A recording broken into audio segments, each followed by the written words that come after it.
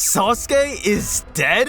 It's time for the latest news out of Japan. The fifth chapter of Boruto 2 Blue Vortex titled Target recently released, and it's already causing a stir among fans of the manga. The chapter began with a flashback where Sasuke acknowledged that Boruto's Uchiha training is complete. He's been taught everything Sasuke has to teach. Later, in another flashback, Sasuke and Boruto got in a fight with Code and his claw grimes, and after Sasuke realized Code was too powerful for them, he told Boruto to run away, leaving him the responsibility of taking care of Sarada while he charged into battle. After this, a while later, Boruto returned to see that Sasuke had become a tree and promised to come back for him after taking his sword. Meanwhile, the god trees identified their targets. Judah chose Naruto as his target, and Matsuri chose Konohamaru, so Hidari, who was based off of Sasuke, chose Sarada as his target. What had happened to Sasuke has happened to a number of other strong shinobi. They became Ten-Tails or Shinju clones, strong figures based off of the original shinobi that were trapped in trees by Code's army.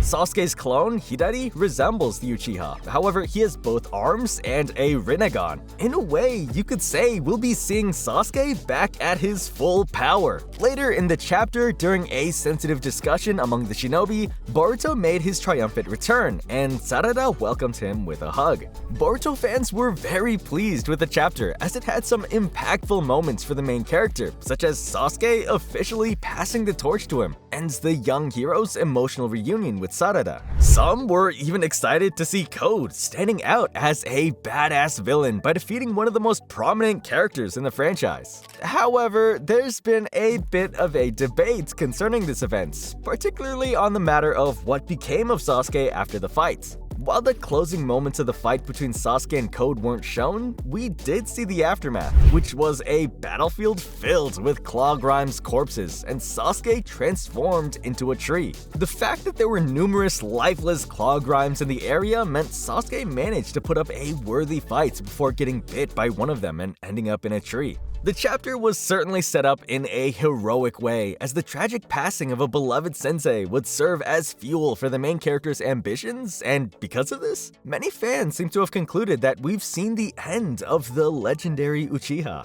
However, he is alive and will likely return at some point. He is one of the most prominent characters in the entire franchise, so an off-screen death wouldn't be a satisfying end to such an important character. For now, the safest and most sensible conclusion is that Sasuke is trapped in a tree, and there may be some way for him to be freed from this predicament at a later time. The chapter also made it clear that the heroes weren't giving up on their masters that were turned into trees, so somewhere along the line, they may find a way to revert the conditions of Sasuke and Moegi.